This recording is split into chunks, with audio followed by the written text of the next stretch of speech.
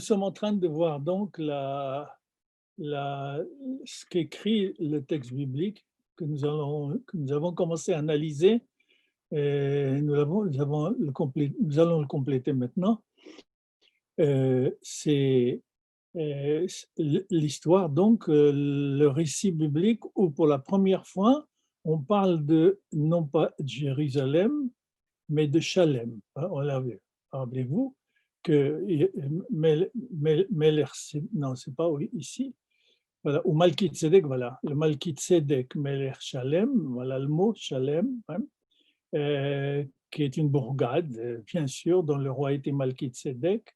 Oui, et c'est l'interprétation de ce nom-là, Shalem, hein, que le Midrash va transformer en Jérusalem, Yerushalayim, mais avec des appuis, bien sûr, avec des versets qu'on a cités et où il est clairement dit, par exemple, comme dans les Chroniques, le deuxième livre des Chroniques, si vous avez retenu cela, on dit clairement que la Shalem, c'est Yerushalayim, de même que pour les psaumes. Alors, qu'est-ce qu'on a appris pour pouvoir avancer? On a appris, donc, pour la première fois, Jérusalem apparaît sous son ancien nom, non, d'après le Midrash. Hein. Oui. Et ensuite, on a appris que Malchisédek était roi, il était Meller et il était Cohen. Pas le Meller et Cohen. Donc, ici, nous sommes dans un stade de l'histoire, et ce n'est pas simplement ici, partout, autour de la Méditerranée et au-delà même, où le pouvoir politique, Meller, était confondu avec le pouvoir religieux Cohen. Ça, on l'a appris, ce qui va changer avec la Torah, qui va séparer les deux. Le roi et le prêtre sont différents et habitent dans des endroits, dans des bâtiments différents, on l'a vu. On a vu aussi, troisième idée, que ce Malkitsédek, roi de Salem, connaît le Dieu transcendant. Il l'appelle El Elyon. Il était prêtre de El Elyon, pas le Dieu, alors au superlatif, comme on l'a dit, supérieur, au-dessus de tout. C'est-à-dire littéralement, je ne sais pas si je l'ai dit la dernière fois, il est supérieur à tous les autres dieux. Il ne fait pas partie de la pléthore de dieux, mais il est au-dessus d'eux. On pourrait dire qu'il est, comme certains documents perses, qu'il est le Dieu des dieux. Comme on dit, le roi des rois. Oui. Expression que nous trouvons chez nous. Hein. On dit Melech HaMelachim, Akadosh Baruch Hu, c'est le roi de rois également. On dit également Elohé HaElohim, le Dieu des dieux. On a ces expressions-là, mais la Torah les met sous la bouche dans ce récit biblique de Melchizedek, El Elyon. Et on l'a repris aussi, je l'ai dit, dans le Shmoneh Esrei, 3 fois par jour, on dit El Elyon Gomer Hasadim Tovim, c'est dans la première bénédiction du Shmoneh Esrei. Oui. On le présente également comme le modèle de rencontre de Abraham, l'hébreu, et Malkil-Sédek, le cananéen, oui, car c'est un cananéen. Nous verrons un midrash qui propose une autre thèse, oui, une autre lecture. Et nous avons aussi vu que le culte du pain et du vin, oui, et la dîme qu'Abraham remet au roi cananéen prêtre à Malkil-Sédek, n'est-ce pas? Oui. Et cela signifie que Malkitsédek connaît déjà le culte du temple de Jérusalem comme il le sera plus tard. Hein. C'est-à-dire essentiellement le pain et le vin. Le pain, on a dit, c'est le pain et le vin, culte qui porte la paix. Hein. C'est pourquoi c'est le culte du temple. Oui. La paix, c'est-à-dire l'économie. Oui. Et le vin, c'est-à-dire la connaissance et la jouissance en conséquence. La jouissance de la connaissance et la jouissance de l'économie. Donc, la connaissance. Ce sont les deux sources, l'économie et la connaissance. On dira aujourd'hui l'idéologie. Oui, et ce sont les deux sources de la violence. Hein. l'économie et la vision du monde, qu'elle soit politique, spirituelle, intellectuelle, etc. Oui. Et Rashbam, alors maintenant j'avance au-delà de ces résumés, oui. Rashbam, on a dit que c'était le petit-fils de Rashi, 1085-1158, petit-fils de Rashi, qui a dirigé d'ailleurs une yeshiva à Rouen. Oui. Lui confirmait, ou si vous voulez, parallèlement par Hiskouni, c'est-à-dire Rabbi Hiskia ben Manoah, un commentateur, un exégète français, 1250-1310, oui, qui remarque que le texte dit, dans le dialogue entre Abraham et le roi de Sodome, quand Abraham revient de la guerre, en ayant sauvé Lot, oui, il rencontre le roi de Sodome, voilà ici, oui. Alors, Vaïssé Meler Sedom Likrato, Meler Sedom, le roi de Sodome, est sorti à sa rencontre après la guerre, bien sûr, des 4 rois contre les 5 rois. Et on remarque qu'il lui dit, ici, elle a vraiment. Voilà. Et le roi de Sodome a dit à Abraham, donne-nous, remets-moi donc les hommes, les êtres de la guerre, oui, que tu as fait peut-être prisonnier, oui, et prends-toi le butin matériel, c'est-à-dire prends la richesse, littéralement. C'est à peu près le même mot qu'en hébreu, qu'en français. Ro-resh, oui, re-rouche, richesse, oui. Paul, voyez. Et Abraham donc a répondu au Meler Sédom, je jure, je lève les mains vers le Seigneur, c'est-à-dire El Elyon, qui a créé, on dit, mais qui a fait également le ciel et la terre, que je ne prendrai même pas le fil, le lacet de soulier, oui. Et comme ça, tu ne diras pas que j'ai enrichi Abraham. Rak, voilà ce que Hiskouni et Rashbam vont interpréter. Rak Asherachlu dit Abraham au roi Sodome, c'est seulement ce que ont mangé les jeunes qui étaient avec moi à la guerre, et la part des hommes qui sont venus avec moi, Hanan, Eshkol, Mamré, c'est eux qui prennent leur part. Donc, autrement dit, Abraham refuse absolument le bulletin, de quelque nature qu'il soit. Il demande simplement de la nourriture, le remboursement de la nourriture pendant la guerre de ceux qui, avec Abraham, ont fait la guerre. Bien. Et ce verset-là va être interprété, oui, dans le sens toujours du texte général. On dira qu'Asherachlu Harim, c'est seulement ce que les jeunes ont mangé, oui. Et je lis l'interprétation de Hiskouni et de Rashbam, Rakashirachlo Harim, interprétation. Velo Amar Achalnu. Il n'a pas dit donne-nous, simplement ce que nous avons mangé, parce qu'Abraham était dedans. Pourquoi seulement Abraham demande seulement ce qu'ont mangé ses compagnons, oui. Et Amar Achalnu. Pourquoi?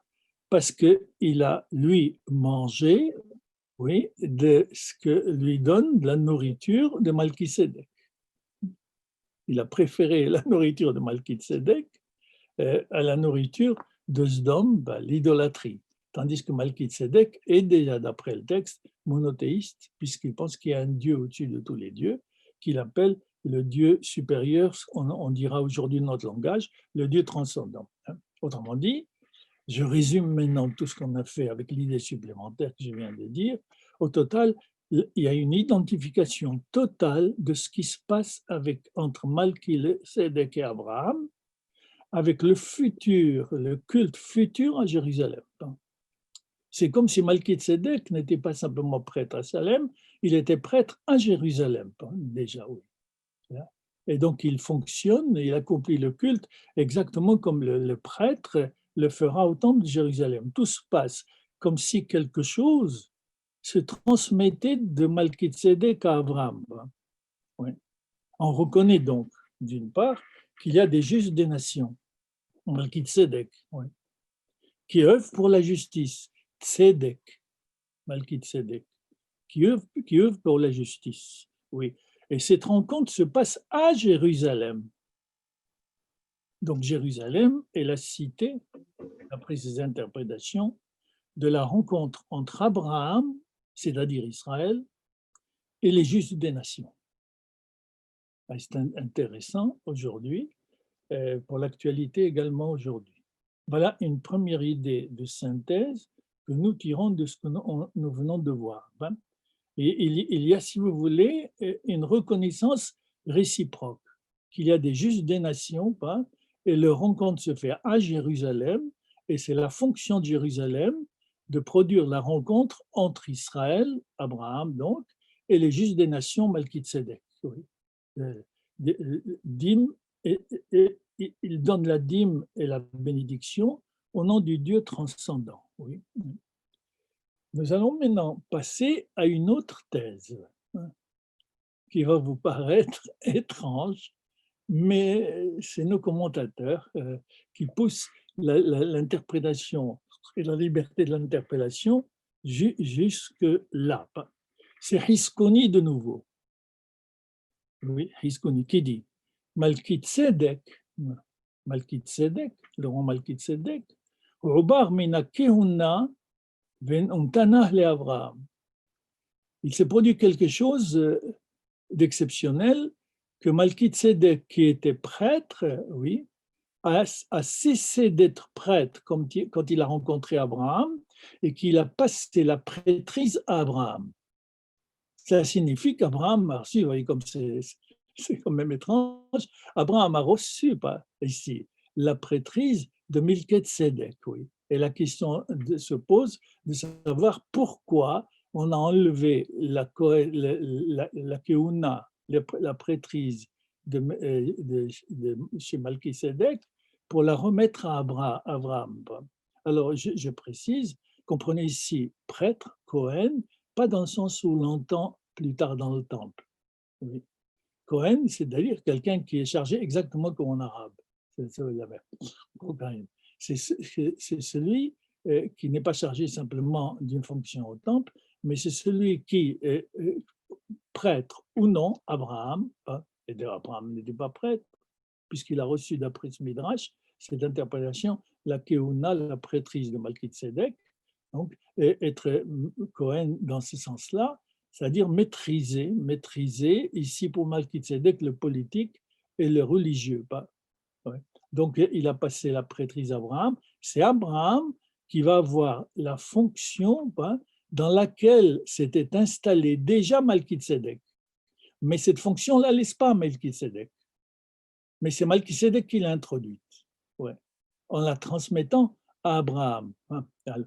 Alors là, on voit, j'ai cherché la réponse, la source de cet enseignement de Hiskouni, il n'est pas gratuit, il le prend de la Gemara. Patrice, s'il vous plaît, la deuxième feuille. Voilà.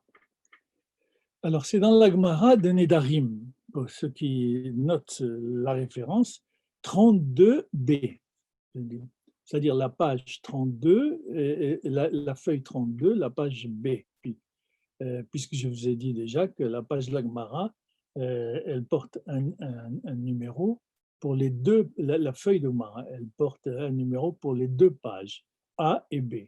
Nous sommes ici à la page 32b, qui est finalement la fin du chapitre et la fin de tout le traité. Oui,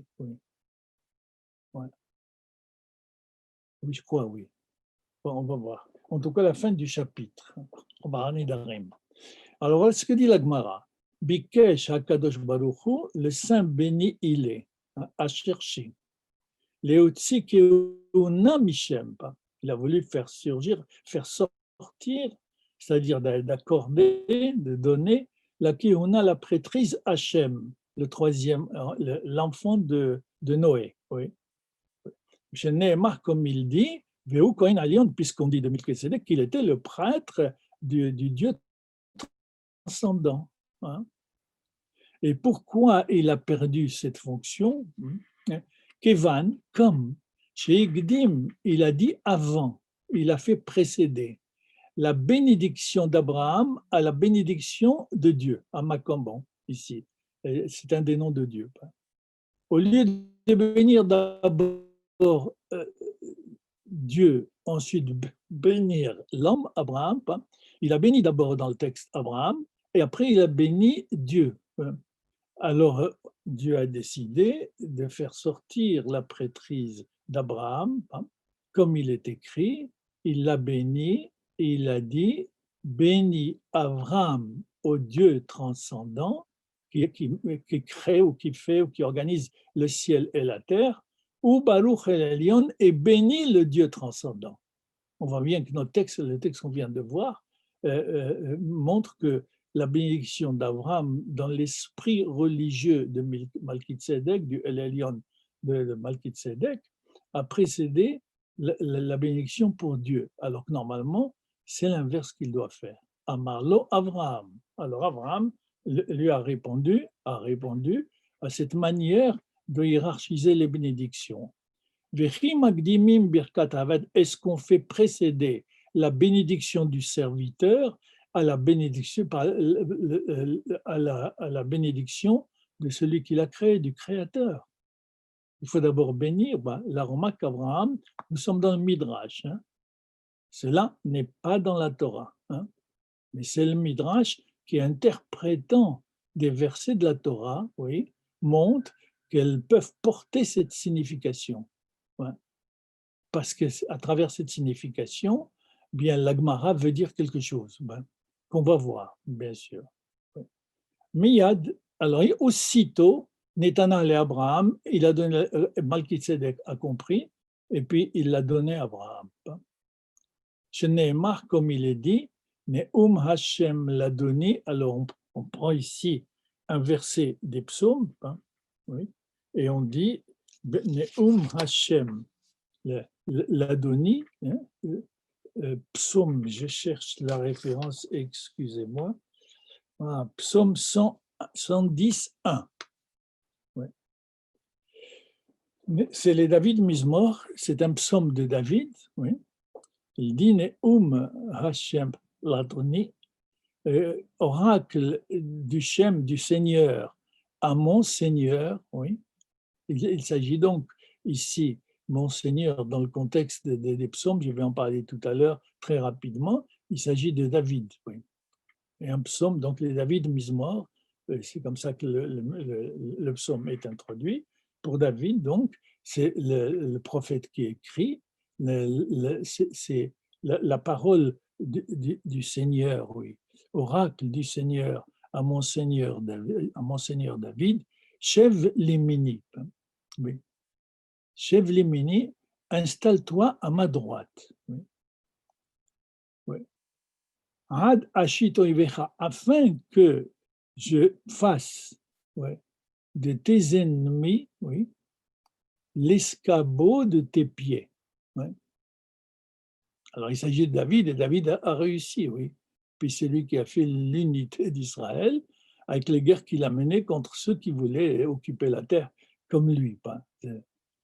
C'est pourquoi on pense qu'il était de lignée messianique, à l'origine donc de la ligne de la messianité d'Israël, parce que, je l'ai dit la dernière fois ou les autres fois, parce que la voie politique fait partie de la messianité d'Israël. Le sionisme, dans ce sens-là politique, fait partie de la messianité d'Israël. Et c'est ça que dit ici le psalmiste à propos de David. Et Urtiv Batre, et après, dans le verset 101, 4, il écrit après cela. Oui, il est écrit Nishba Hashem velo inahem. Nishba Hashem velo inahem. Le Seigneur l'a juré et il ne se repentira pas. Il a juré définitivement. Il ne changera jamais cet avis-là, ce serment. parce qu'il fait serment, et le serment ne se défait pas. Ata Kohen le'olam, toi, tu seras Kohen pour l'éternité. Ouais. Donc, c'est toute la dynastie de David, ouais, qui va être Cohen. Et on voit bien que Cohen ici ne veut pas dire la prêtrise dans le sens religieux, pas dire simplement une fonction. Pas. Ici, dans le cas de David, c'est une fonction politique. Des olam. Al-divrati malkitzedek, voilà, dans le psaume.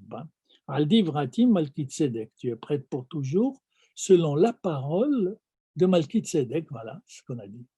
C'est Malkitzedek qui a été obligé de transmettre la prêtrise, dans le sens où on l'a dit, à Abraham. Voilà les deux textes. Je situe simplement le contexte, oui. Il faut savoir que dans les psaumes, dans les Téhilim, il y a plusieurs catégories de Téhilim. Je le dis en passant, puisqu'on peut, on peut en parler. Il y a plusieurs catégories de psaumes dans les 150 psaumes du livre. Il y a des chants de louanges. Ce sont des psaumes de louanges. Ils contiennent que des louanges à Dieu, oui. Il y a des hymnes, c'est-à-dire des chants de foi. Dieu créateur, Dieu libérateur, Dieu sauveur, etc. Oui.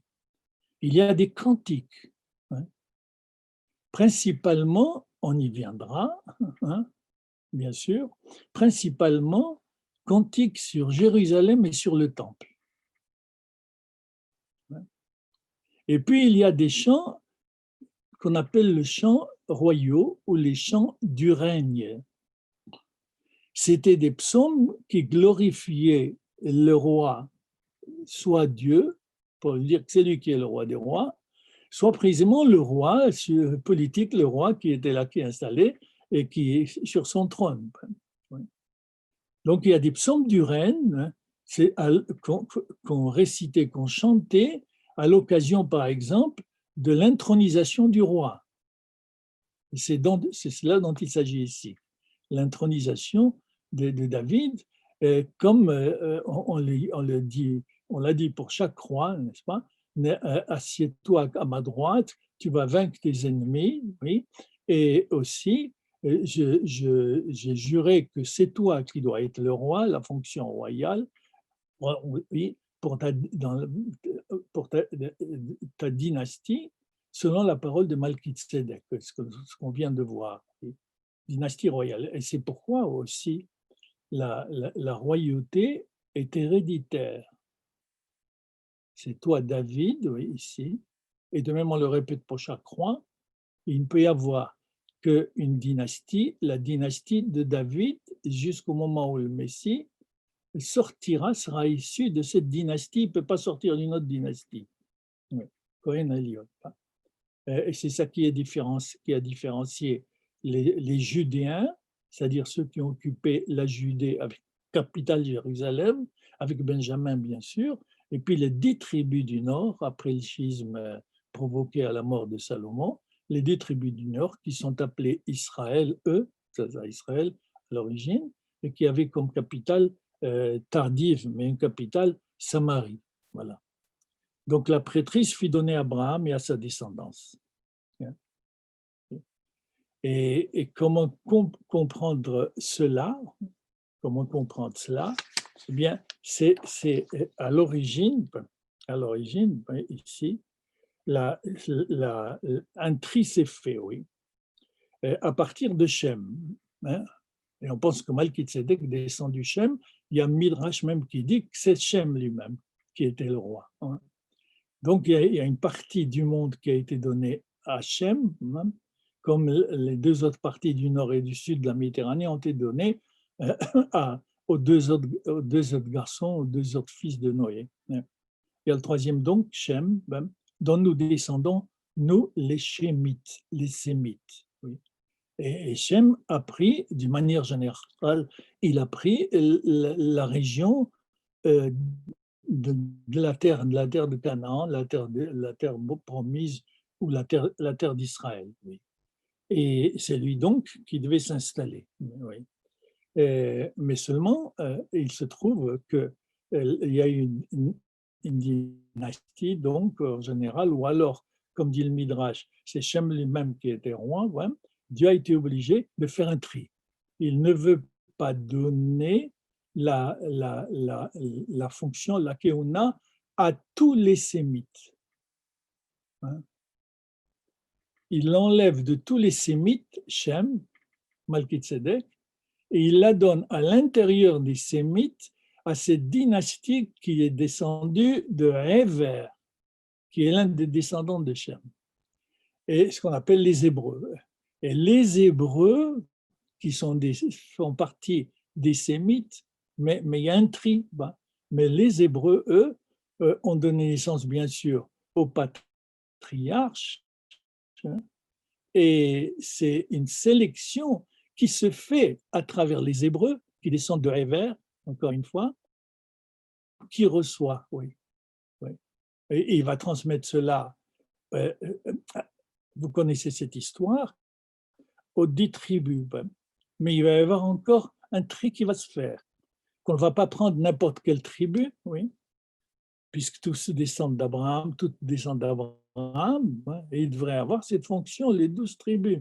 Mais non, parce qu'il a eu le veau d'or, Dieu a décidé de ne prendre que la tribu de Lévi au sein des 12 tribus. Vous voyez comment l'histoire est racontée selon un ordre de sélection et de tri continu, parce qu'on ne peut pas se passer de ce tri-là. C'est bien pourquoi, au sein des nations, il y a eu un tri, c'est Israël qui a été choisi. Mais à l'intérieur d'Israël, il y a ce tri aussi. Oui. C'est ce qui fait précisément les querelles énormes et la désunion qu'il y a à l'intérieur d'Israël. Oui. Chacun veut prendre la Kéona pour lui tout seul. Et même donc à l'intérieur de la tribu de Lévi, on n'a pas pris toute la tribu de Lévi. De la tribu de Lévi, à laquelle on a donné une fonction spéciale, mais seconde par rapport aux prêtres. On a pris le Kohen de la tribu de Lévi. Oui. Et c'est le Kohen qui, par le culte, est chargé de la médiation finalement entre Dieu, c'est-à-dire entre le Saint des Saints, la Torah qu'il y a à l'intérieur du Saint des Saints, entre ce qu'on appelle la présence divine et le peuple. Et ce tri était nécessaire aussi. Et il y a donc cette raison pour laquelle la Keuna a été donnée, oui, c'est l'idée est la suivante, c'est que Malkitzedek a commencé par bénir Abraham avant de bénir Dieu. Ben, c'est le type de ce qu'on appelle la religion. Il était religieux, même si on peut ajouter dans le mauvais terme du terme, dans le mauvais terme ou le mauvais sens du terme, pardon. Ouais.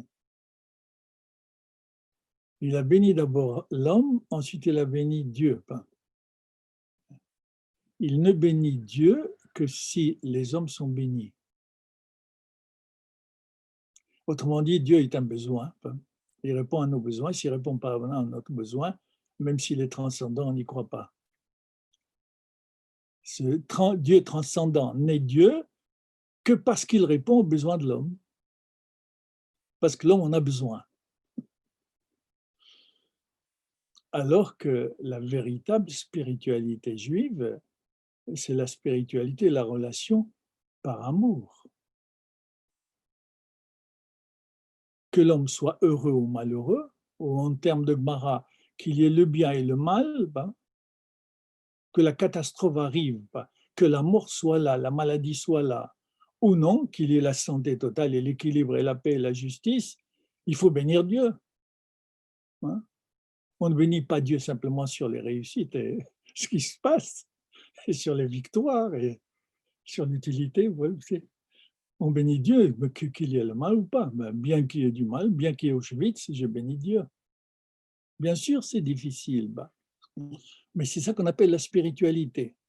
Et c'est cela que n'a pas compris cet homme extraordinaire qui s'appelle Malkitzedek quand même, qui pour certains, on vient de voir, c'est un sémite, oui. Et qui croit et qui sert, et ça, il ne se contente pas de croire, mais il sert, il a un culte, il montre que ce qu'il pense, il le réalise face à ce El Elyon, à ce Dieu transcendant.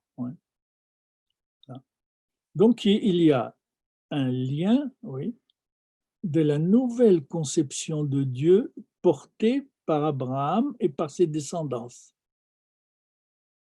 C'est bien pourquoi, on le confirme dans un verset biblique, à la veille de la révélation des 10 commandements, ouais, c'est Dieu qui dit à Moïse aussi que son peuple sera, avant de lui donner les 10 commandements, c'est un projet. Une fois qu'il aura les 10 commandements, oui, le peuple sera Mamlechet Kohanim Vegoy Kadosh, un royaume de prêtres en entier, ouais. Tout le peuple sera prêtre, ouais. Mais il y a eu le veau d'or. Mamlechet Kohanim Vegoy Kadosh est une nation sainte, oui. Ouais. Au départ, donc, tout le peuple devait être Kohen, mais seule la tribu de Lévi qui va, avec les Kohanim, qui va en assurer la garantie. Et cette idée que le peuple recevait d'une manière générale du culte du temple, comme quand il s'y rendait pendant les trois fêtes de l'année, Pessah, Shavuot et Sukkot.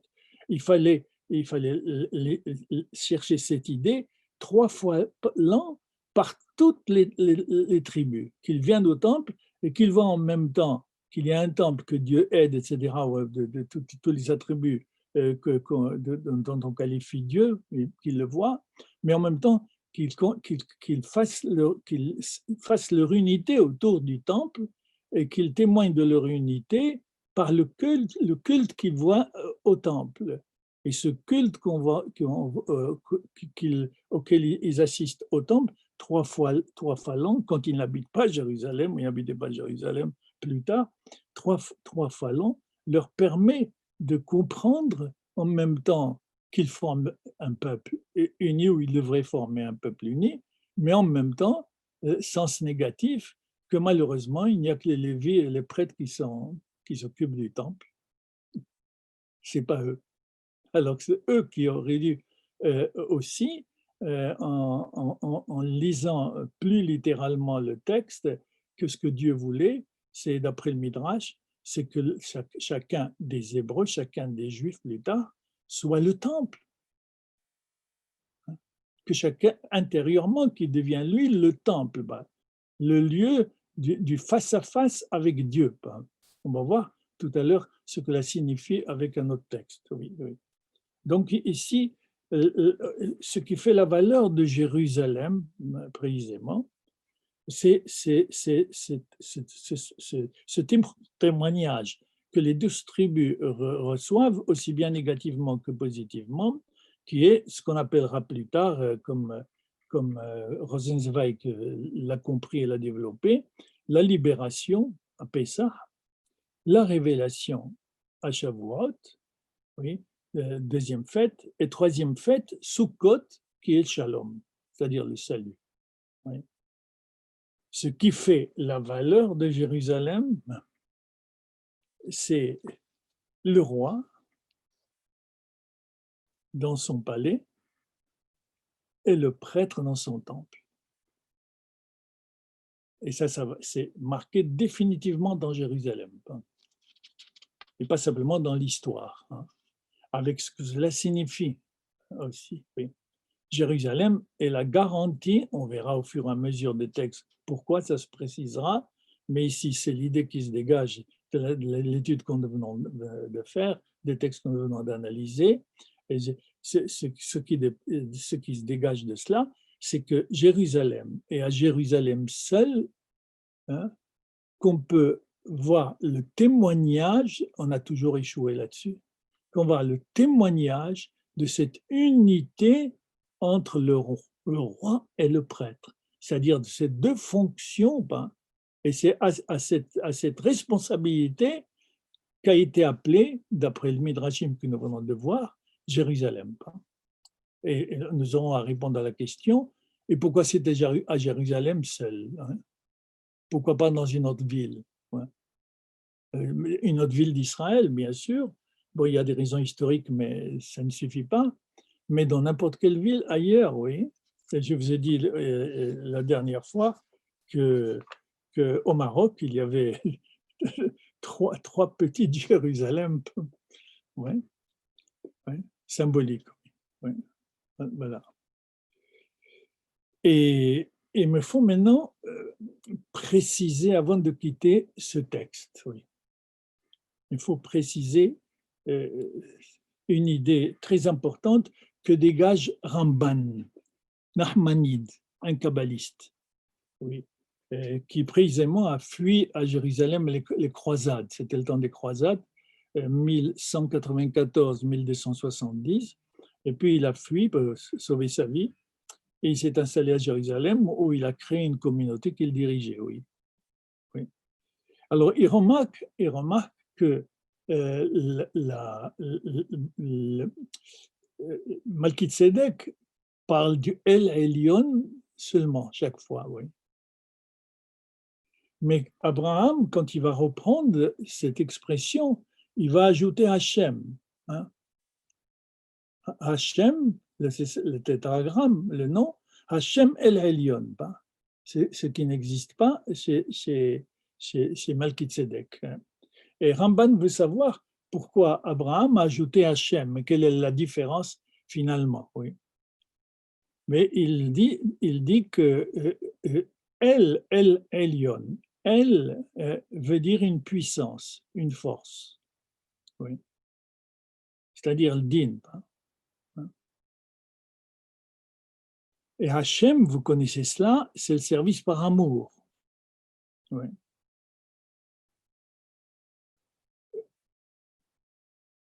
Et c'est ce qu'on dit, par exemple, à Yashir Moshe, oui, le chant du matin, tous les matins.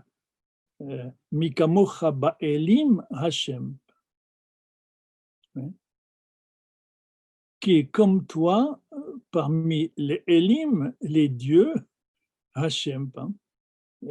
Et c'est une manière de dire qu'elle est El Elyon. On ne dit pas littéralement qu'il est le seul. Bien sûr, il est le seul. Mais là, l'expression montre simplement, comme par exemple on dit dans les 10 commandements ou le décalogue, Lo yelecha Elohim acherim al panai. Ça peut être interprété aussi du point de vue du Pshat comme cela, qu'il n'y ait pas d'autre Dieu avec moi. Je suis le seul au-dessus de tous. Comme on disait tout à l'heure, Elohim Elohim, qui est comme toi parmi les dieux seigneurs, et qui qui est comme toi, éclatant de sainteté, oui, Norateilot, prodigieux dans les louanges, oui, on s'est fait opérant des merveilles. Oui. Et donc Ramban, à partir de ces remarques, va préciser, va donner un contenu, c'est un kabbaliste, il va donner un contenu à ce que signifie ce El Elyon, manière précise, oui, Ramban. Il dit, Malachim ala, je le lis, Malachim ala nikraim elim. Les anges supérieurs dans le ciel sont appelés Elim. Vers Kadosh Baruch Hu, et c'est pourquoi on dit le Saint béni il est, on dit Nikra, il est appelé El Elyon, Al Kulam. Il est le Dieu transcendant au-dessus de tous, au-dessus de ces malachim qui sont dans le ciel. Et il donne c'est l'exemple aussi qu'il interprète de la même manière que mot Elohé à Elohim. Oui. Elohé, c'est Dieu. Oui. À Elohim, c'est les dieux. Il est donc Elohé à Elohim, notre Dieu est au-dessus des Elohim, des autres Elohim. Et le Ramban ajoute Ki gadol Hashem mikola Elohim, cela signifie que le Dieu véritable est au-dessus de tous les dieux. Alors, ce qui n'est pas la formulation normale du caractère unique de Dieu. Il n'y a pas d'autre Dieu, comme on le dit dans la Torah, il n'y a pas d'autre Dieu que Dieu. Mais alors, comment, Ramban a raison, mais alors pourquoi la Torah a retenu ces expressions-là, qui peuvent être trompeurs? Et c'est ce qu'essaie d'expliquer le Ramban. Comme on dit également dans le Mizmor pour recevoir Shabbat, à vous l'Hachem Bene Elim. Le psaume 29, oui, par lequel on reçoit le Shabbat. Veren havu lachem bene elim. Ramban interprète, banim veut dire les fils, les enfants, mais quand on dit bene elim, on ne veut pas signifier que ce sont des fils de Dieu, oui, comme le penseraient les chrétiens par exemple, non. Il dit non, banim shehem elim, à vous les enfants qui êtes les elim, les elim sont les enfants, oui, apporter la louange au Seigneur. Et qu'est-ce que cela signifie? Oui, oui. Cela signifie que les choses sont en place maintenant, et on quitte ce texte, que les Élim qui sont dans le ciel, ce sont ce qu'on appellera dans notre langue aujourd'hui les valeurs morales. Et ce sont des Élim, pas des dieux, mais on peut dire Élim, des divinités entre guillemets. Oui.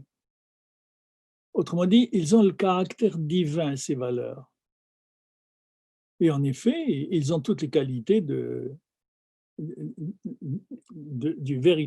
Dieu au-dessus d'eux, de notre Dieu, de Hachem, pas Elohim, mais Hachem, le tétragramme, le Hesed. Ouais.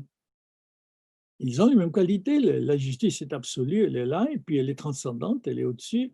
La preuve, c'est que j'essaye de plier ma conduite à la justice, à l'amour, à l'égalité, à la fraternité, oui. Donc j'obéis bien à ces valeurs-là. Et on appelle divin, oui, la réalité qui nous dicte la loi. Seulement, le Ramban nous avertit avec les exemples que je viens de vous citer, c'est que notre Dieu est transcendant à ces valeurs. Ce ne sont pas ces valeurs qui sont Dieu. C'est cet être, le mot être est difficile, ce n'est pas exactement le mot être qu'il faut utiliser, mais on est bloqué en français. C'est cet être qui est au-dessus des valeurs. Il y a, si vous voulez, il y a une réalité au-dessus de ces valeurs. C'est ça, le Hachem, le Dieu unique dont nous parlons. Mais ce Dieu unique est en relation avec la terre, avec les hommes, à travers ces élim dans la thèse de Ramban, qui sont les valeurs, qui ont le caractère divin et auxquelles il faut obéir, et qui sont absolus, et qui sont éternels, et qui ne sont pas créés par l'homme ni par la société, qui s'imposent à tous. C'est exactement le caractère divin, les valeurs morales, les valeurs éthiques. Oui. Seulement, il y en a qui s'arrêtent là. Mais il y a une réalité El Elyon. Voilà, maintenant vous comprenez avec le Ramban ce que veut dire El Elyon. Il y a une réalité qui est transcendante à ces valeurs. Il ne faut pas s'arrêter à ces valeurs-là. Pourquoi? Parce qu'on n'est plus dans l'unité. On est dans la diversité. Et on ne peut plus vivre véritablement dans l'équilibre et la paix, parce que c'est très difficile, pour ne pas dire inhumain ou impossible, de faire que la justice, l'amour, l'égalité, la fraternité, c'est-à-dire de faire l'unité de ces valeurs. C'est très difficile. Et cette réalité transcendante n'est pas l'unification de ces valeurs. Oui. C'est autre chose que nous allons chercher avec d'autres textes. Oui, c'est clair. C'est très bien analysé par Ramban. Oui, et donc, Jérusalem, on a appris donc, une deuxième définition, une troisième qualité de qualification de cette ville, Jérusalem, c'est la ville de la transcendance.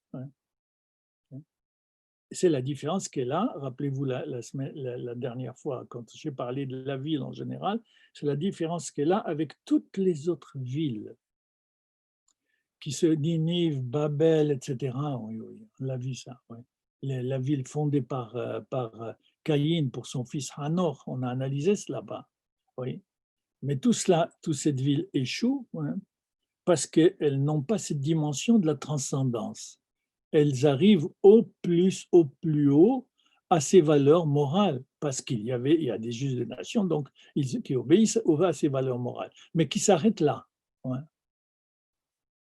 Donc, elle n'est pas comme toutes les villes, hein, dont les divinités, ouais, auxquelles ils s'arrêtent sont de nature politique, comme on le voit dans le texte avec Babel, par exemple, le totalitarisme, sont de valeur uniquement politique, économique, c'est l'actualité, ouais, économique, sociale, oui, oui, ou morale, oui.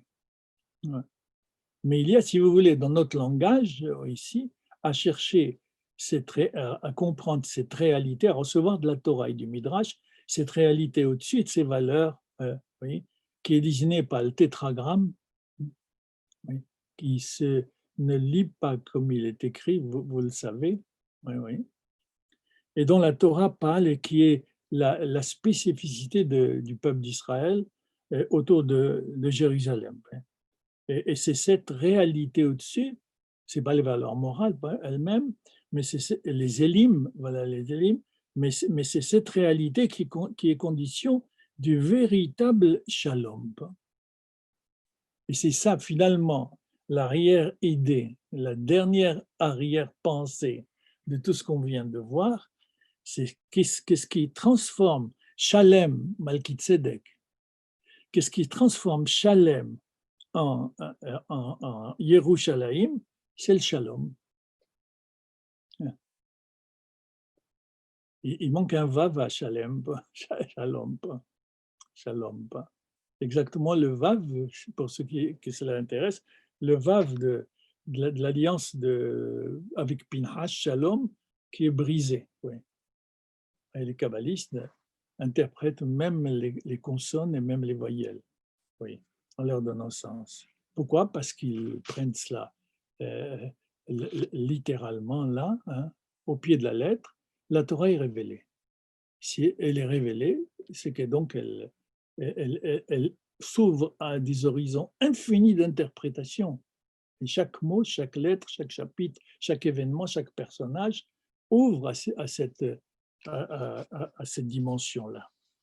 Voilà donc là, cet autre texte est ce que nous avons appris de Jérusalem à partir de ce texte.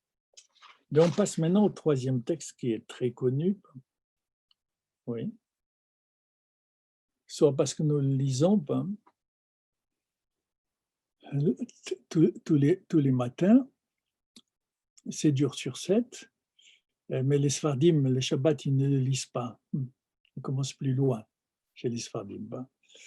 Mais nous lisons donc tous les 6 jours avec les Ashkenazim, qui est le texte de ce qu'on a appelé à tort, vous le savez, je ne vais pas insister là-dessus, ce n'est pas pour cela qu'on va analyser ce texte, oui, le sacrifice d'Isaac, alors qu'il faut l'appeler la Hakeda, c'est-à-dire la ligature d'Isaac. Oui. Parce que là aussi, on va nous parler de Jérusalem, mais avec d'autres rapports, d'autres significations. Ou soit alors il est connu parce que tout le monde parle du sacrifice sans avoir jamais lu le texte.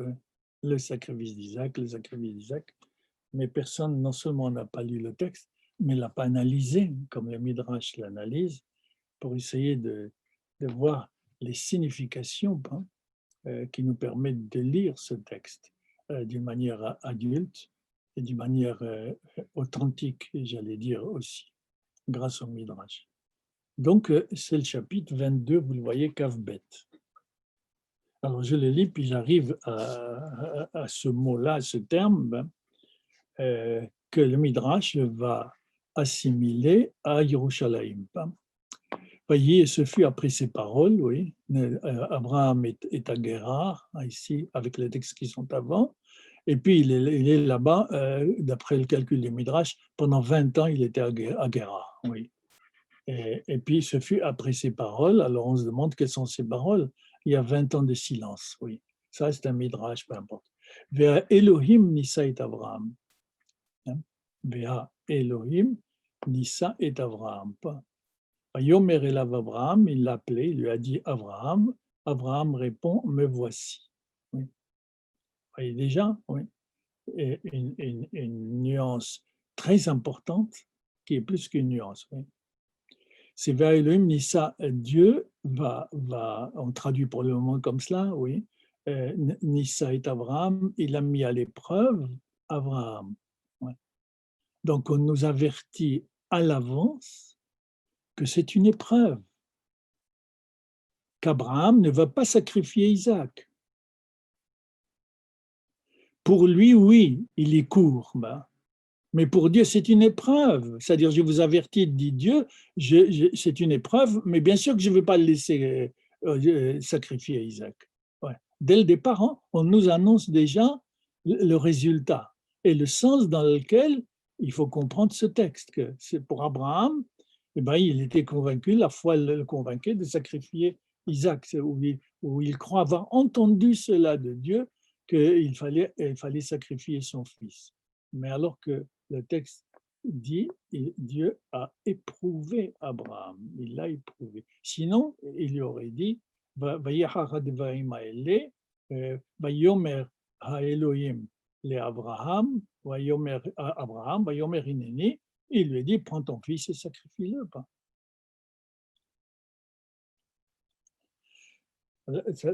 Donc c'est une épreuve. Et il dit, prends donc ton fils, ton unique, celui que tu aimes, Isaac.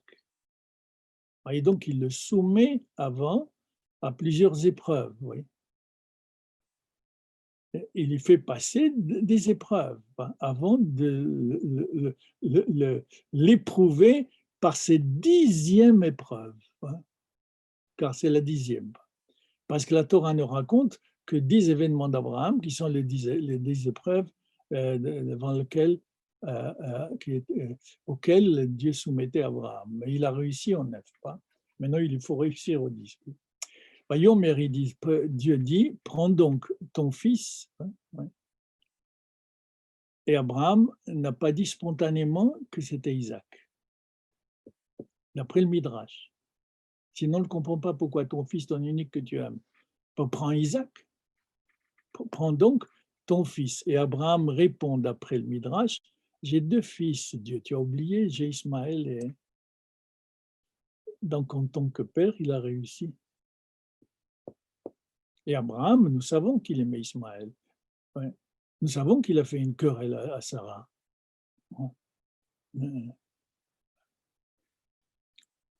Et d'ailleurs, c'est ce qu'il va faire. Hein. Dieu va lui dire ton fils unique, et Abraham va prendre en plus Ismaël et Eliezer. Ils vont monter à 3. Et Tchenen et Arabito. Alors que Dieu n'a pas dit Tchenen et Arabito. Il lui a dit non, simplement ton fils seul. Donc Abraham a un lien particulier, une affection très forte, comme pour Isaac, oui. Et c'est Sarah, n'oubliez pas, qui lui a imposé Isaac. Comme d'ailleurs Isaac plus tard, oui.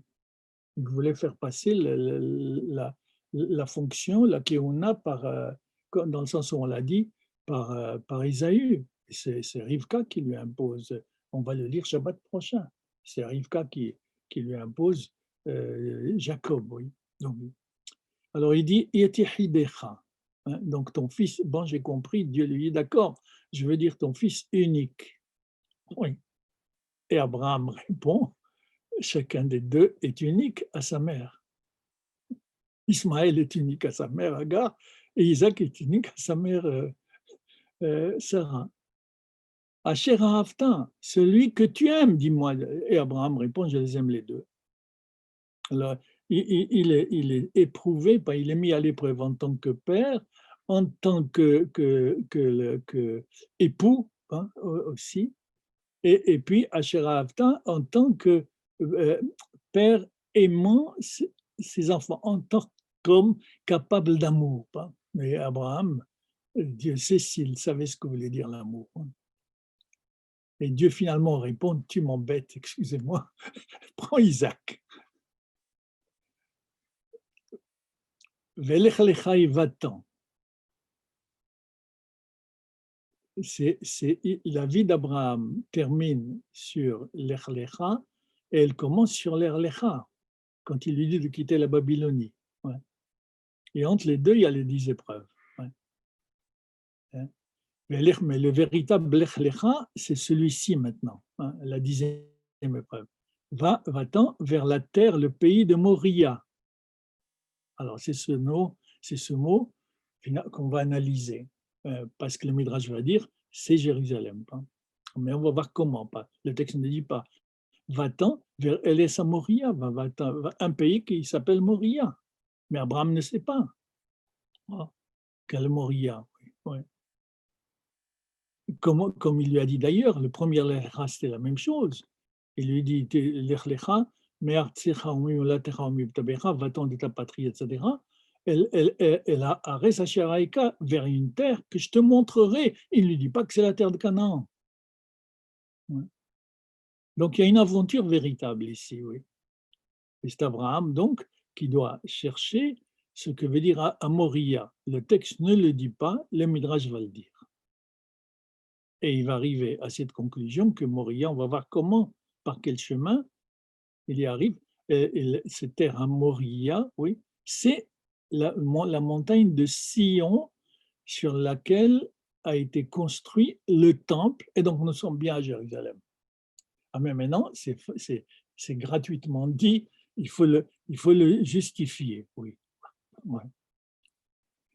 Bien, c'est une interprétation dans un livre qui a été écrit en arabe, oui, qui s'appelle, c'est de Saadia Gaon, oui, Saadia Gaon, et qui est le commentaire, mais pshat, comme Rashbam, qui est le commentaire pshat littéral de la Torah. Hein. Il ne va pas loin dans le Midrash, il veut dire ce que veut dire le texte exactement, comme le Rashbam, le petit-fils de Rashi. Il dit, que veut dire El Ares à Moria, va-t'en vers la terre de Moria, qui s'appelle Moria, Saadia Gaon dit, Eretz Avoda, vers le pays du culte, du véritable culte. C'est le service divin sur cette terre. Hein. Nous ne savons rien de l'endroit précis. Hein. Le lieu, dit-il, simplement la terre, mais ce n'est pas Jérusalem. Hein. Alors là, c'est l'utopie de l'utopie.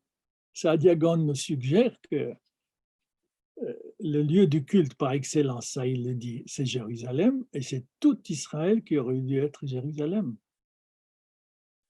C'est tout le pays qui aurait dû témoigner de toutes les qualités qu'on vient d'analyser avec les autres textes de Jérusalem. Pourquoi il faut simplement Jérusalem? Hein? Oui. Et c'est une autre interprétation ici, oui. C'est le pshat, bien sûr, la lecture littérale du Rashbam, le petit-fils de Rashi. C'est Rabbi Shmuel ben Meir, hein, Rabbi Shmuel ben Meir. Les acronymes, l'acronyme c'est Rashbam, Rabbi Shmuel, voyez, ben Meir, oui, voilà. Il dit non, à Moria, il y a des mots, ce qui est extraordinaire, c'est qu'il cite des exemples. Il y a des mots dans la Torah auxquels il manque une lettre. C'est vrai. Ouais. Il y a des mots dans la Torah, vous pouvez les trouver facilement, où il manque des lettres. Hein. Ouais. Par exemple, oui. La paracha de la semaine prochaine, de ce Shabbat prochain, s'appelle Toldot. Ouais. Mais dans la Torah, Toldot, il manque une lettre. Parce que le féminin hot, c'est Vav Tav, ouais. Ouais. Le féminin, ouais. Toldot, c'est au féminin, donc il faut le Vav Tav va désigner ce féminin. Mais vous verrez, si vous ne le savez pas déjà, que ce Vav manque. La Torah, entre guillemets, excusez-moi, hein, la Torah a oublié de voir que ce toldot était un féminin et qu'il fallait absolument lui mettre la terminaison féminine. Comme la terminaison des mots masculins au pluriel, c'est yud et mem, pas im, pas. Ouais. Voilà. C'est faire, c'est farim. Ouais. Voyez. Yalda, une enfant, Yaldot. Il y a la dot, oui. Donc, alors, c'est Rashbam qui dit non, là aussi, il y a Amoria. Elle reste Amoria, il y a une lettre qui manque. Et c'est pas faux historiquement, ça qui est intéressant. Seulement, bien sûr, le Midrash est beaucoup plus riche, c'est sûr, et il nous fait penser davantage. Mais sur le plan concret, pourquoi pas? Et bien sûr, ça gêne en rien, oui, quand on comprend de quoi il s'agit. Il dit Hamoria, c'est Ha-Emoria, Aleph. Ha-Emoria, le A. Ça veut dire que Dieu l'envoie, ouais, d'une manière quand même plus précise que ce que dit Saadia Gaon. Ce n'est pas toute la terre, mais c'est la région du Émori. C'est une région qu'occupait, vous savez qu'ils avaient 7 peuples sur la terre, d'Israël, ou la terre de Canaan dans ce temps-là. On dit Canaan parce que c'était la tribu la plus forte aussi, qui a imposé sa culture de manière générale et son idolâtrie à tous les autres tribus, les autres peuples qui étaient là, les groupes ethniques qui étaient là. Et donc, Émori, c'est l'une de ces ethnies. C'est ce qu'on répète là, c'est Aïmori, Véahiti, Véaïboussi, Véagirgashi, etc. Les 7 peuples qu'on cite chaque fois dans la Torah, oui. Mais on va aller chez Rashi, c'est beaucoup mieux. Rashi dit que c'est Yerushalayim. Yerushalayim, c'est, en citant, il ne dit pas la référence, mais moi je l'ai, c'est le 2e livre des Chroniques, chapitre 3, verset 1, oui, qui porte, pour la construction du temple de Jérusalem, on lit dans ce livre des Chroniques la phrase suivante, Libnot et bet Hashem, pour construire la maison du Seigneur, de Hashem, Birushalayim à Jérusalem, Behar Moria, sur la montagne de Moria. Là, donc, c'est explicite. Rachi a raison. Moria, c'est Jérusalem. On n'a même pas besoin du Midrash. Le texte lui-même le dit. Ouais. Alors, la question est, bien sûr, pour répondre à cette signification, à ces significations nouvelles qu'apporte ce texte à la valeur de Jérusalem, au sens de Jérusalem, c'est Bereshit Rabbah 55.7 et Ta'anit 16a. Il est cité, ce midrash-là, dans Bereshit Rabbah, qu'on retrouve dans la Gemara de Ta'anit, oui, il est cité par Rashi, qui se demande pourquoi Jérusalem est appelée Moria. Vous voyez qu'on approfondit ici avec les Midrash. Pourquoi? Il donne 2 raisons qui sont prises du Midrash, oui. Première raison, pourquoi on l'appelle Moria, Al-Shem Misham Hora'a Yatz'a Israël. Parce que, pourquoi Al-Shem? À cause de, grâce à quoi? Misham, de là, Hora'a, l'enseignement Hora'a. Vous voyez le jeu sur Moria, Hora'a, Torah, hein? C'est à peu près les mêmes lettres, les mêmes racines. Hein? Al-Shem Misham, de là est sorti l'enseignement, Yatz'a Israël, qui est sorti pour Israël. Ouais. Comme dans Isaïe 2.3, ouais. Ah, c'est ça qui est très fort dans le Midrash, c'est ce qu'on appelle aujourd'hui l'intertextualité. Ouais. On explique le texte par lui-même, hein. On interprète le texte par lui-même. Comme Isaïe écrit 2.3, qui mit Sion Tetzetora, car ce Sion Tetzetora, Jérusalem, c'est-à-dire la montagne où est construit le temple, c'est-à-dire Moria, qui mit Sion Tetzetora, c'est de Sion que sortira la Torah, ouais, Hora Torah, ou Dvar Hashem Mirushalayim, et la parole de Hashem de Jérusalem. Voilà donc une première raison pour laquelle on a appelé la montagne sur laquelle est construit le temple, Tzion, c'était l'autre nom de la montagne, oui, Moria, Hora'a, ouais, pour Israël. Hein. Autrement dit, il y a un sens de spécificité de Jérusalem qui dans la fonction, hein, et cette unification du peuple par la Torah. Donc Jérusalem s'appelle Moria parce qu'Israël reçoit la Torah là-bas. Nous allons réfléchir sur la différence alors avec le Sinaï, où il est dit aussi que la Torah a été donnée. Nous verrons ce problème. C'est deuxième interprétation, c'est celle d'un grec converti au judaïsme, Onkelos. De la même manière que Rashi se trouve dans toutes les éditions de la Torah, hein, il n'y a pas d'édition de la Torah sans Rashi, et s'il y a un commentaire, ça ne peut être que Rashi d'abord. Voyez. Mais de la même manière, il n'y a pas d'édition de la Torah sans la traduction d'Onkelos. Il y a d'autres traductions araméennes. On les trouve parfois, pas toujours, pas systématiquement, mais Onkelos est toujours là. Et non seulement il est toujours là, mais nous avons le devoir de le lire chaque semaine. Chaque semaine, nous devons lire 2 fois la paracha et 1 fois la traduction en araméen Onkelos, pas un autre araméen.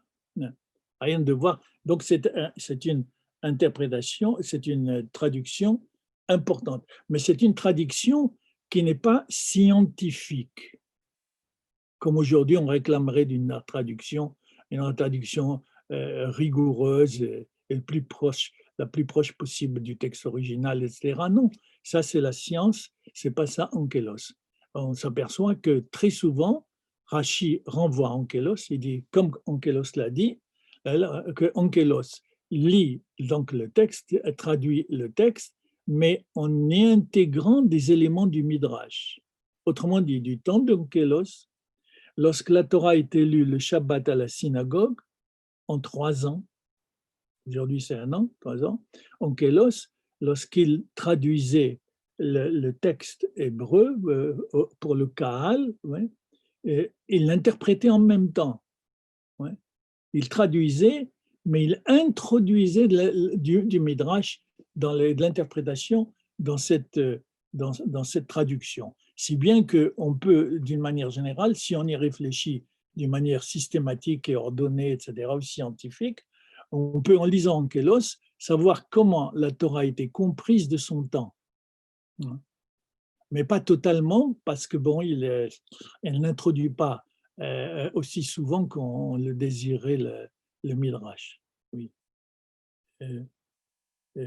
Par exemple, l'exemple que vous savez sûrement pas, à propos de Caïn et de Ève, quand elle a Caïn, elle dit Kaniti Eshit Hashem, j'ai acquis un homme avec Dieu. Mais c'est littéral. Kaniti Ish et Hashem. Elle dit même pas Elohim, pas.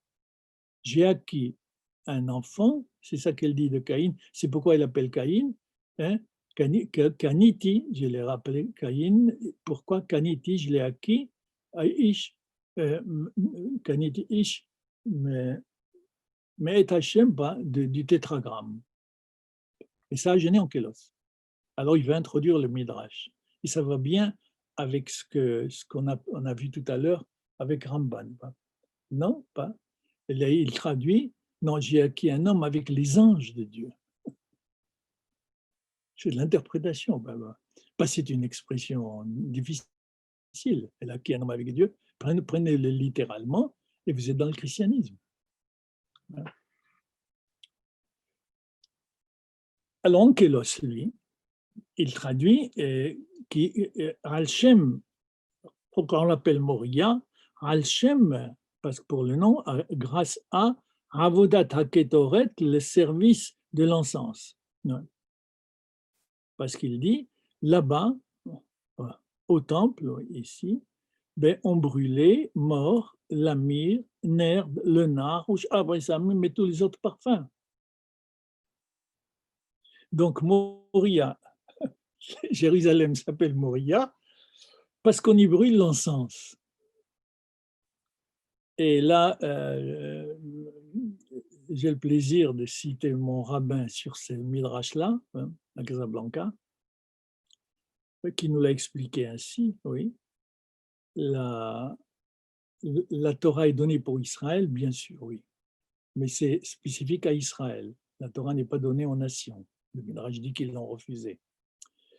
Mais ce qui est intéressant ici, c'est Ankelos, le converti qui donne un sens de quelqu'un qui n'est pas d'origine juive, oui, qui s'est converti, oui, qui donne un sens universel à Jérusalem,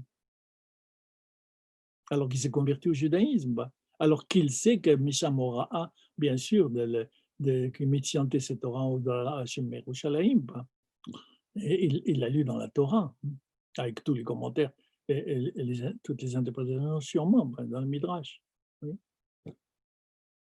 Pourquoi mon rabbin me disait? Parce que quand tu brûles un parfum, son parfum ne reste pas sur place, comme la Torah pour Israël, mais il se répand, il va ailleurs, de telle manière que n'importe qui puisse le sentir, oui, et revenir à lui-même, comme le parfum, dit-il, comme quelqu'un s'est évanoui, on lui met un parfum sous le nez, puis il revient à lui-même. Et de la même manière, donc, le parfum, le parfum de Jérusalem recouvre l'idée d'universalité, que cette Torah particulière à Israël, oui, doit être lue, mais de manière universelle aussi, pas en excluant la spécificité, mais savoir que c'est notre manière à nous d'incarner l'universalité cherchée par toutes les nations. On l'a vu à propos et on a vu quel type d'universalité avec Babel, qui est l'universalité du totalitarisme, de la pensée unique, etc. Oui. De la réduction de l'homme à un numéro, comme aujourd'hui. Oui. Oui. Et Ibn Ezra, oui, toujours sur le mont Moria, il dit Hadeharim, fais-le monter sur l'une des montagnes, sur l'une des montagnes, Asher Omarecha, que je t'indiquerai. Vous voyez ici dans le texte biblique, avant que le Midrash précise ce que nous sommes en train de dire, de préciser, que le texte biblique reste vague. Ouais. C'est une des montagnes, mais laquelle? Il ne le dit pas à Abraham. Il dit Eres à Moria, mais que veut dire Moria? Il ne le dit pas à Abraham, comme tout à l'heure je l'ai dit. Il ne le dit pas non plus vers quelle terre aller en quittant la Babylonie. Oui. C'est toujours ce souci du Midrash, de la Torah, oui, oui, de laisser à l'intérieur de l'interprétation, laisser la possibilité de son ouverture à un horizon universel. Et c'est à l'homme à l'ouvrir par l'interprétation. Je te dis, va en Israël, mais c'est toi qui, quand tu arrives, tu sais ce que veut dire Israël, tu vas en témoigner. Si tu comprends ce que veut dire Israël, ouais. Va à Jérusalem, tu comprends ce que veut dire Jérusalem. Et ce n'est pas simplement le comprendre, mais c'est à toi à témoigner dans ta conduite que la conduite que tu as à Jérusalem n'est pas la même qu'ailleurs et chez les autres. Ouais. Alors normalement, c'est tout Israël, comme on a dit tout à l'heure, mais il y a un tri même dans l'espace qui se fait.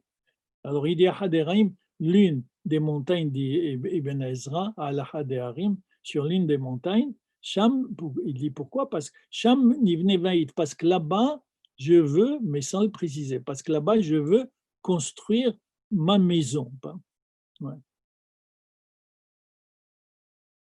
Et c'est pourquoi Salomon a compris, oui, oui, que c'est là-bas, à Yerushalayim, qu'il devait construire la maison de Dieu.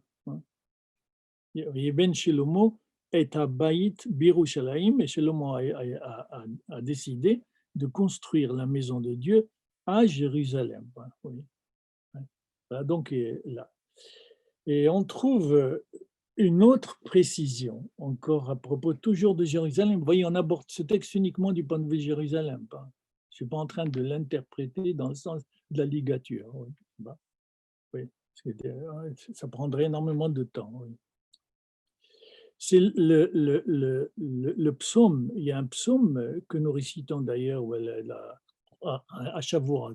Oui, le psaume Shavuot. Il dit Ahar, Hamad Hashem le Shivto. C'est cette montagne de Moria, entendez, le mont Sion, donc Jérusalem, hein. C'est cette montagne de Moria, Hamad Hashem Leshivto, que Dieu a désiré, c'est là, sur cette montagne, qu'il a désiré s'y installer. Ouais. Autrement dit, il n'y a pas un sens simplement historique ou psychologique ou moral, comme on vient de le voir, mais il y a un sens métaphysique. C'est vraiment, d'une manière absolue, oui, que c'est là-bas que Dieu a désiré séjourner. Ouais. Et il a, quatrième idée, oui, alors nous y arrivons aussi. Hein. Et il a voulu que le mérite de la ligature, hein, c'est pourquoi c'est là que c'est fait, la ligature, c'est fait la ligature, elle aurait pu être une autre montagne, pourquoi c'est à Jérusalem, pourquoi c'est à Moria? Sur la montagne où sera construit le temple. Ouais. Il aurait pu aller sacrifier ou ligoter Isaac ailleurs. Oui. Veratza, parce que c'est cette montagne que Dieu a désirée en envoyant Abraham à Haram Moria, hein, parce qu'il voulait y habiter. Et pourquoi il lui a demandé de procéder à la ligature d'Isaac sur cette montagne? Hein, pour que Zechut HaAkeda, pour le mérite de cette ligature, Bekorbanot Kulam, hein, qu'il soit versé, qu'il doit ajouter, qu'on se le rappelle, oui, quand on offrait les sacrifices aux, permanents dans le temple. Hein. Ouais. Cela signifie qu'il y a une obéissance totale d'Abraham. C'est le don total, l'engagement entier, la ligature. L'engagement entier, oui. C'est à cela qu'il a été appelé, puisqu'il lui a demandé de se donner à la vocation d'une conduite et d'une pensée, d'une révolution, on peut dire, d'un legs, héritage, pas d'un legs qu'Abraham a laissé à l'humanité, et bien sûr d'abord à Israël, ouais, et toutes les nations de la terre seront bénies par toi, l'universel. Oui. Et la question qui se pose, c'est que Dieu a fini par corriger le sacrifice. Il lui a demandé d'arrêter, oui, même si c'est l'ange baptisé. Il a dit d'arrêter, hein, de ne pas le sacrifier. Ouais. D'où la question, pas. Le Midrash se demande si le but de ce texte, je dois dire en passant, on dit que ce texte, c'est les historiens, disent que ce texte est écrit pour dire aux païens qu'il est interdit de dire aux Hébreux de ne pas s'assimiler aux païens qui sacrifiaient leurs enfants. C'est la réalité historique, hein, sacrifier leurs enfants à leur Dieu. Pour dire que nous il est interdit de sacrifier ses enfants à Dieu avec tout ce que cela signifie dans les relations entre la paternité et la filialité. La limite de la paternité, c'est précisément le ligoter, pas tuer l'enfant, l'éduquer, le faire monter, l'élever. Un lieu donc, ici, question qui se pose, quel est finalement le vrai sacrifice que Dieu désire? Ahar Hamad Leshiptoba. C'est l'une des finalités de ce texte qu'on lit grâce au Midrash entre les lignes. Quel est le véritable sacrifice que Dieu désire? Est-ce qu'on peut élargir? Quelle est la vraie religion? Si religion veut dire relation de l'homme à Dieu, la libérer. Quelle est la vraie religion?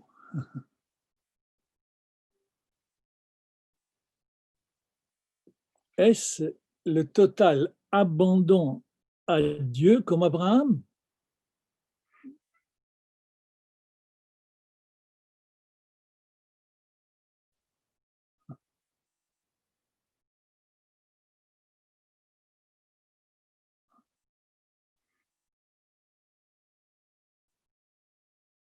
Ou est-ce qu'il y a une limite Parce qu'il y a une limite à cet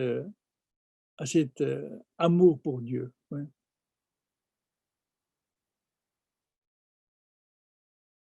Il ne s'agit pas simplement de tuer pour Dieu, il ne s'agit pas de ce cas-là, tuer pour Dieu. C'est de manière générale sur un plan humain. Ouais. Qu'est-ce que Dieu réclame de moi exactement?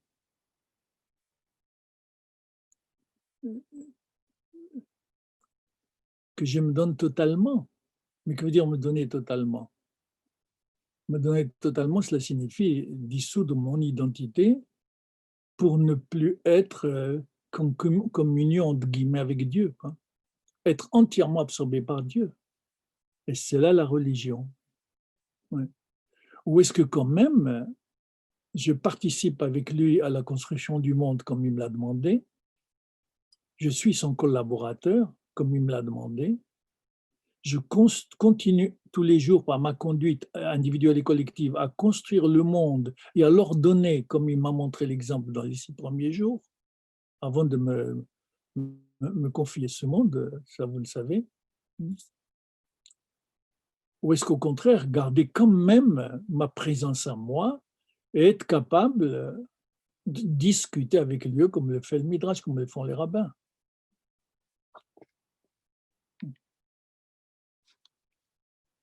Aimer Dieu jusqu'à l'anéantissement de soi, comme les mystiques chrétiens, oui. Et on ne sait pas ce que veut dire aimer Dieu jusqu'à l'anéantissement de soi. Mais il faut que quelque part dans mon cœur et dans mon esprit, euh, euh, Dieu ne puisse pas entrer, parce que c'est là où je suis. Et je veux être face à lui, l'Ifne Hachem. Je veux dialoguer avec lui, parce que je suis son collaborateur et je ne comprends pas le sens de ma vie, sinon dans la relation à lui. Mais il ne faut pas qu'il m'anéantisse. Et c'est peut-être la faute d'Abraham. Dieu a demandé de sacrifier son fils, et ben il monte. Il va le sacrifier. Il n'a pas pu lui dire, écoute, Dieu, tout ce que tu veux, mais pas ça. Pourquoi il l'arrête? L'ange l'arrête. Et lui, il ne rien faire. Et la confirmation, c'est que Dieu lui dit, Ratayadarati, maintenant je sais, hein, qui est Elohim Mata, ouais, que tu es craignant Dieu. Tu es craignant Dieu. Yéré Elohim. Or, normalement, si comme on nous a dit, ce texte, il est écrit comme une épreuve d'amour, parce que Dieu veut savoir ce qui est stupide, veut savoir si vraiment Abraham l'aime ou pas, comme si ça pouvait être caché pour Dieu. Ben, ouais. Non, il ne dit pas maintenant je sais que tu m'aimes, mais je sais que tu crains, tu me crains. Craindre, non pas dans le tremblement, hein, mais craindre, c'est-à-dire le respect. La ira, le respect. Concrètement, pshat, hein, ça veut dire obéir à la loi de Dieu, respecter. Oui. Donc c'est l'obéissance. C'est pourquoi se pose la question de savoir si l'obéissance doit être totale ou pas. Oui. Ouais. Quelle est la vraie religion? Ben. Donc craindre Dieu, respecter, c'est obéir à ses lois. Ben. Ouais. Et c'est comme cela qu'on apprend à Jérusalem ben, que le seul signe ou la seule conviction de ce qu'on appelle la présence divine, la Shekhinah. Que veut dire la Shekhinah? La présence divine. Mais il faut le voir concrètement. Ce n'est pas Dieu qui est présent, mais c'est quand j'obéis à la loi de Dieu, j'en suis en train de faire être la présence divine dans le monde. C'est comme ça que la présence divine arrive dans le monde. C'est par l'obéissance à la loi. On nous l'a tant reproché, cette obéissance à la loi, mais il n'y a pas un autre moyen de montrer que je reconnais donc la transcendance et que j'y obéis, et ce n'est pas simplement sur le plan de la pensée, mais j'obéis, je construis et je donne sens à mon identité individuelle et collective en obéissant à sa loi. Et c'est en obéissant à sa loi que je fais être la présence divine. Et la preuve, c'est que lorsque le temple est détruit, puis c'est le temple, le culte du temple, etc., et les trois fêtes, et pas simplement les trois fêtes, la présence divine était là. Elle était sur la terre d'Israël, à travers Jérusalem, et à partir de Jérusalem. Mais on dit quand Israël est allé en exil, la présence divine est en exil. Et que veut dire que la présence est en exil? On continue à manger cachère quand même, donc la présence divine est là. Oui, elle est là, mais elle est en exil. Que veut dire elle est en exil? Parce qu'elle n'est pas chez elle. Pourquoi? C'est parce que cette présence divine et le fait que le peuple entier obéisse à la loi de Dieu et soit le peuple de Dieu, le peuple que Dieu a choisi depuis le Sinaï, ça ne peut être qu'en Israël, parce que c'est là-bas que se construit le peuple. Et donc, quand un peuple obéit à la loi, la présence divine, elle est là. Elle n'est pas en exil, elle est chez elle. Mais on part en exil, mais on n'est plus sur notre terre. Alors, elle est en exil aussi. Et heureusement, on nous dit qu'un jour, elle reviendra, que nous reviendrons à Jérusalem. Prenez-le, pshat. C'est plus du symbole. Hein. C'est de la réalité quotidienne, ici. Ouais. Et je ne sais pas si je continue parce qu'on m'a fait remarquer, mais avec raison, pas légitimement, que le cours dernier, tout d'un coup, j'ai arrêté brutalement. Et puis, tu vois, parce que j'ai vu qu'il était 10 heures, j'ai arrêté. Alors, si vous voulez bien, on peut, je vous propose de nous arrêter là.